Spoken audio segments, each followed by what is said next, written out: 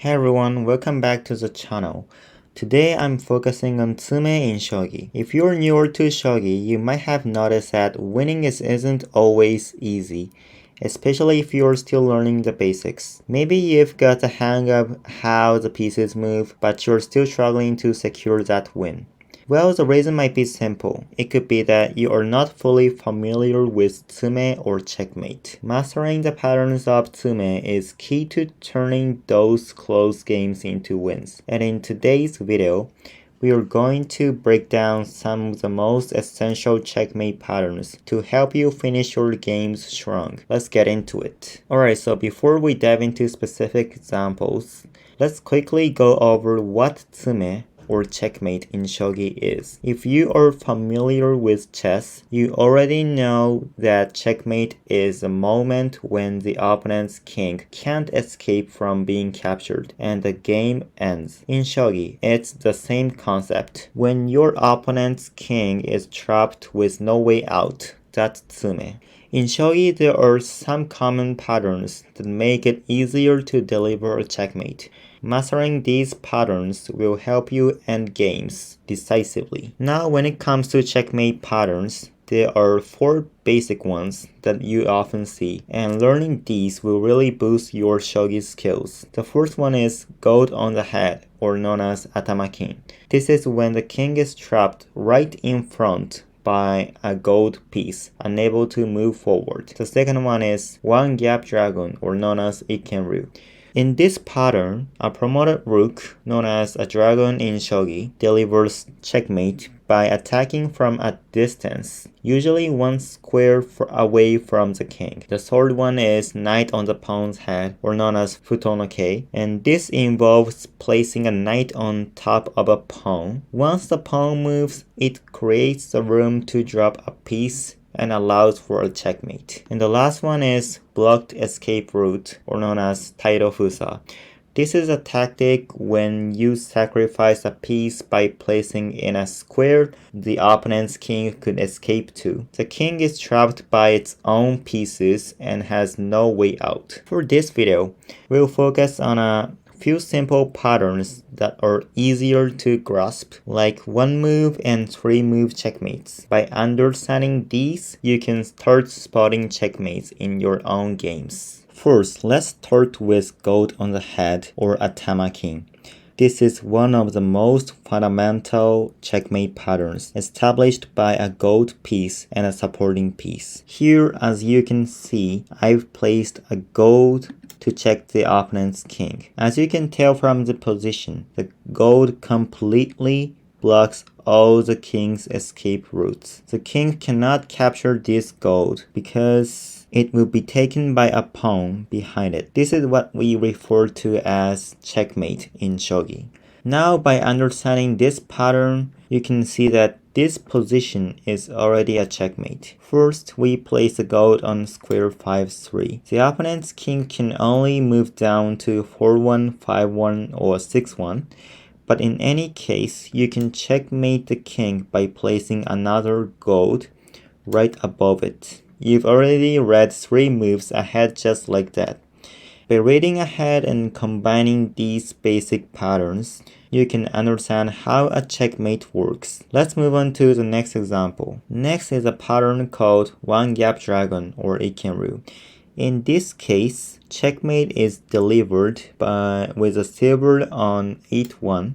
You can see how the promoted rook on 7-2 is eyeing the king, and how the gold on 8-2 cannot capture the silver placed on 8-1. By understanding this pattern, you can recognize that the opponent's king is already in a checkmate position. You move the promoted rook on 7-2 to capture the silver, then place the silver on 8-1 for the checkmate. By the way, regardless of which piece the opponent uses as a blocking piece, or known as Anaguma, The silver on 8-1 results in a checkmate every time. Next is a knight on the pawn's head. First, let's take a look at this basic pattern. The bishop is carrying square 2-3, so it's a simple checkmate by placing a silver on 2-3. Now let's apply this concept to a more complex position. At first glance, it may seem like there is no checkmate, but the move knight drop 2-4 is a brilliant one, known as knight on the pawn's head. By sacrificing this knight, you allow the pawn to advance, opening up a space where you can place a silver for checkmate. Are you starting to understand the flow? Finally, let's look at the blocked escape route technique. In this case, the checkmate is delivered with a gold drop on 8-2.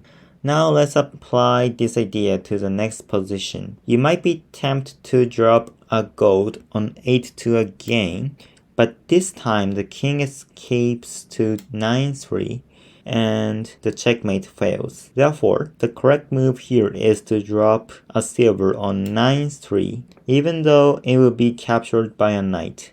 After that, you can drop a gold on 8-2 to deliver the checkmate. This is an example of blocked escape route technique, where you can sacrifice a piece in advance to block the opponent's escape routes. Before we wrap up, let me introduce a great app that you can use to practice these checkmate patterns. It's called TsumePara. It's a puzzle app where you can solve shogi checkmate problems on your phone. It's a bit more advanced, but if you are looking to challenge yourself and improve your Tsume skills, it's definitely worth checking out. I'll place the link on the description below. The cool thing is, you can practice anytime, anywhere, and gradually improve your ability to spot checkmate opportunities. Now let's quickly recap the 4 fundamental checkmate patterns we've covered today. First, we learned about gold on the head, where a gold piece blocks all the king's escape routes. It's one of the most basic and effective checkmates. Next, we saw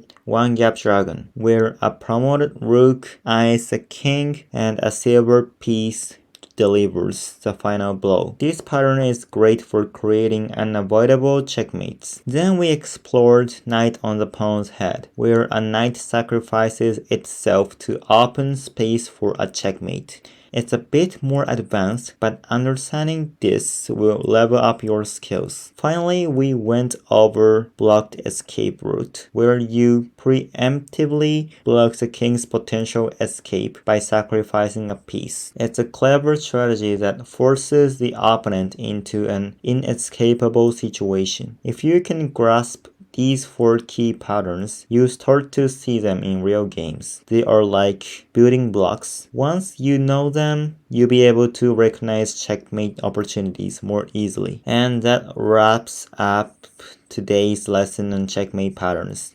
If you found this video helpful, please give it a thumbs up. It really helps the channel grow. If you are new here and wanna see more shogi content in the future, make sure to hit that subscribe button and turn on notifications so you don't miss any updates.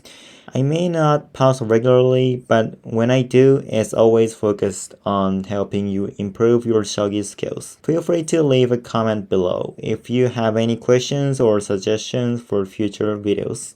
I'd like to hear from you. Thanks again for watching and keep honing your shogi skills. See you in the next video.